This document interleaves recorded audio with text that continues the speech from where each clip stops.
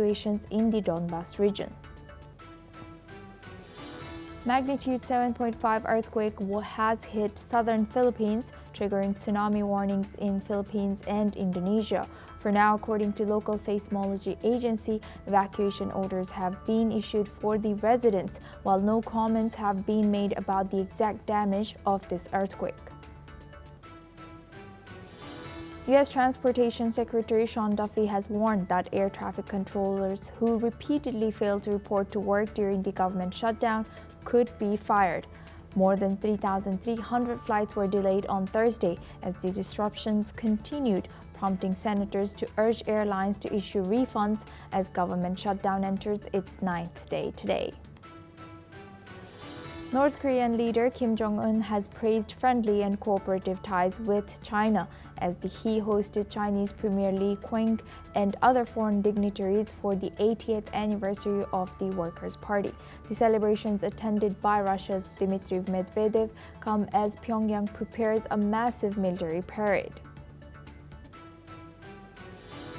Taiwan President Lai Ching-te has unveiled a new T-Dome air defense system during National Day celebrations in Taipei, aimed at providing multi-layered protection against Chinese military threats. Lai has announced plans for a special defense budget this year to boost Taiwan's military capabilities amid rising cross-strait tensions. Peru's Congress has approved impeachment proceedings against President Dina Boluarte after lawmakers filed 4 motions seeking her removal. The move comes amid growing public discontent and political turmoil in the country.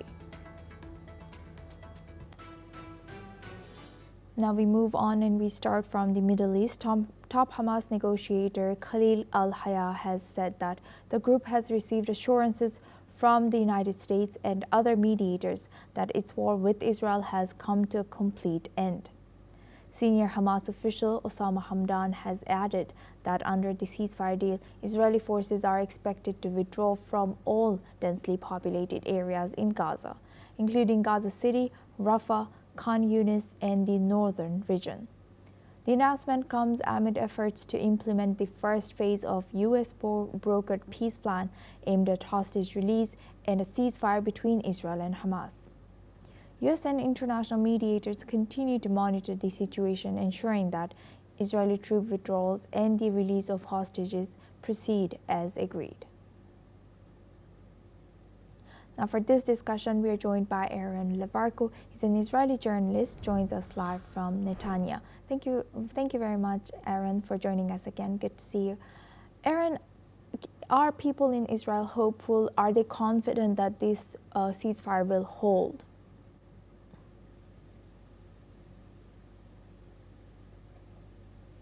Aaron, could you hear me?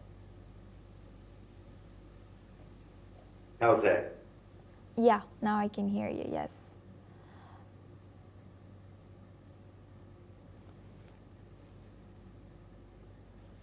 Coming to an end. But there is definite caution until the last captive is home. You know, we're kind of holding our breath, but there is definite excitement, a sense of cathartic relief from the nation. You know, we're battle worn, we're tired. I even read articles from people in Gaza Strip. They are relieved. They are tired. They want to go to bed and have a good night's sleep just as much as we do. So I would say there's definite hope, there's definite excitement, but there's definite caution as well, because anything can happen. So let's hope and let's see. And Aaron, among the key line, Israeli forces are expected to withdraw from all densely populated areas in Gaza. So what are the areas that's included in 53% that Israel is to hold or control of? Well, definitely the northern part of the Gaza Strip, which is closer to our towns and villages and cities, gives us a lot more of a buffer zone from any potential future threat or attack. And we learned that when we pulled out of Gaza in 2005, there was hope that there was going to be a lasting, enduring peace Sadly, we didn't see that, and hopefully we're not going to make that same mistake again. And that's why I think part of the deal is that we remain in that northern part and we have a secure border for our future. Look, there are people who aren't too happy with this deal because of this very point. They believe that we shouldn't pull out. Even the 54% that we're retaining, some people say it's not enough. We should. Haven't we learned from what happened when we pulled out in 2005? There are even people in Prime Minister Netanyahu's coalition, people from religious parties. They're not saying it now, but from what I've been reading, they're potentially planning for the future after all of this excitement, after the captives come home. You know, they're planning on bringing some reforms and even planning on bringing the government down because they are not happy with this deal. I think the majority of the nation for now, even these parties, are relieved. Of course, everyone is happy to welcome our captives back home. I think it's going to be a fantastic, great day. I think it will begin a level of healing that our nation needs. But we've got to think of our future. And God forbid that we have not learned from what happened when we pulled out in 2005. And let me remind you that when we did that, you know, the Palestinian people, the Palestinian Authority had a fantastic opportunity to really work toward peace, make a fantastic place out of the Gaza Strip. People were saying the term that they use, it could have become the Singapore of the Middle East.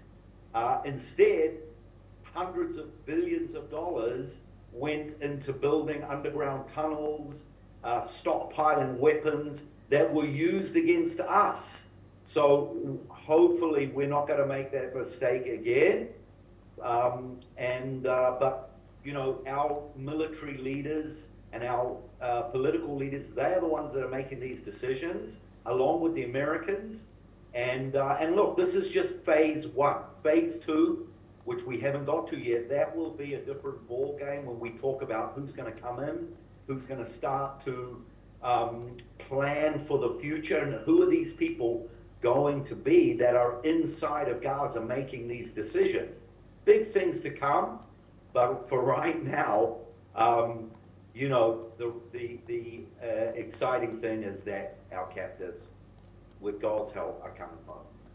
And Aaron, from what we know, one of the particular individual that was excluded or Hamas asked for was this individual called Marwan Barghouti. He's excluded from the Gaza ceasefire and hostage release deal. Can you tell us a little bit about him? Who is he and why was he not included?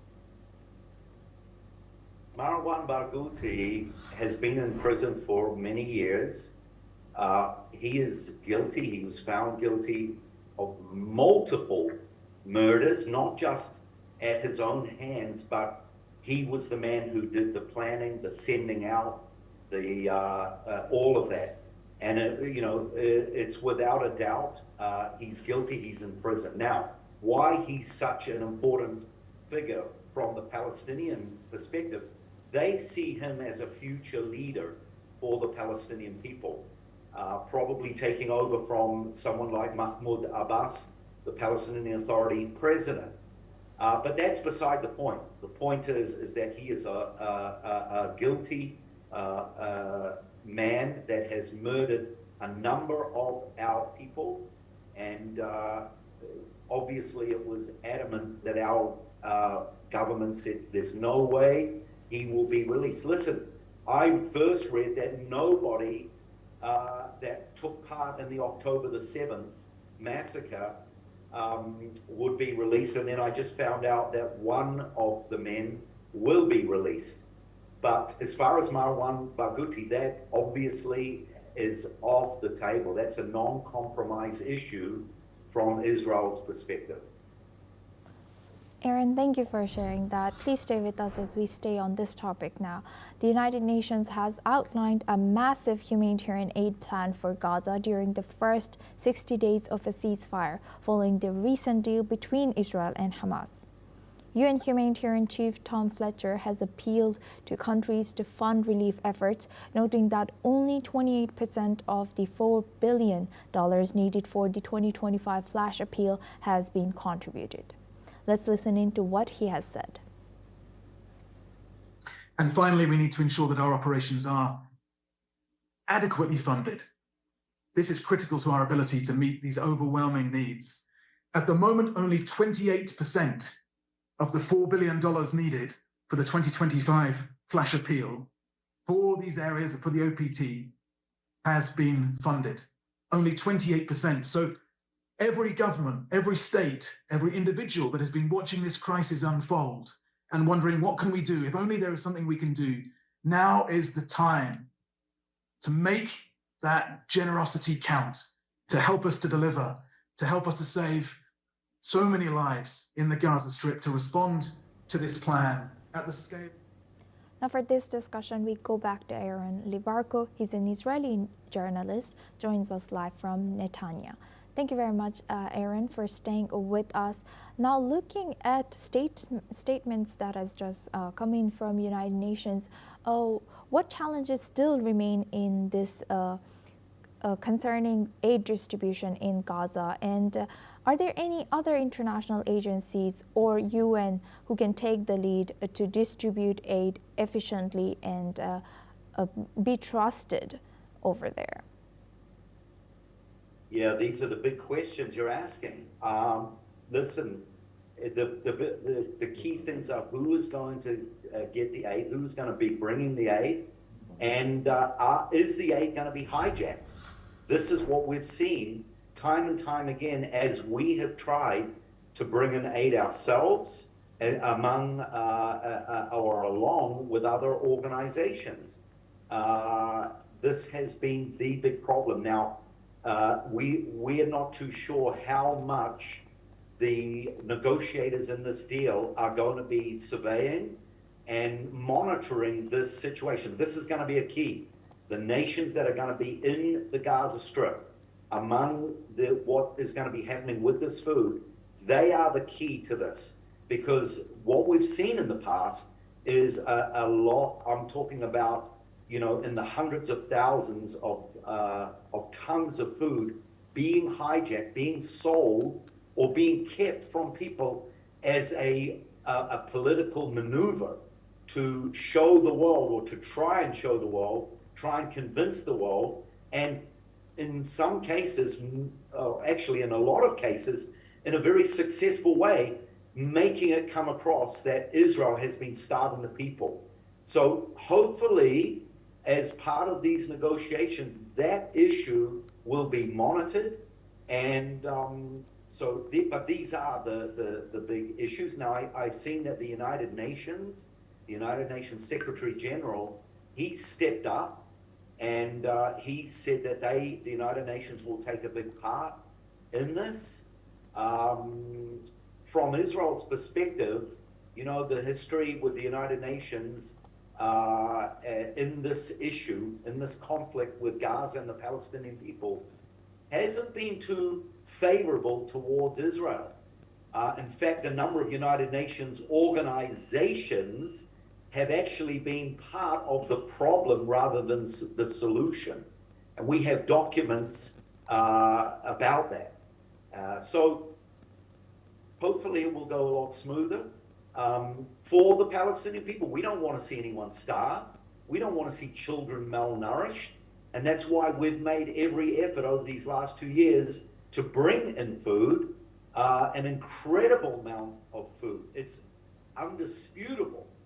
The hundreds of thousands of tons, even in the millions of tons of food that has come into the Gaza Strip. So hopefully it will go smooth rather than problematic.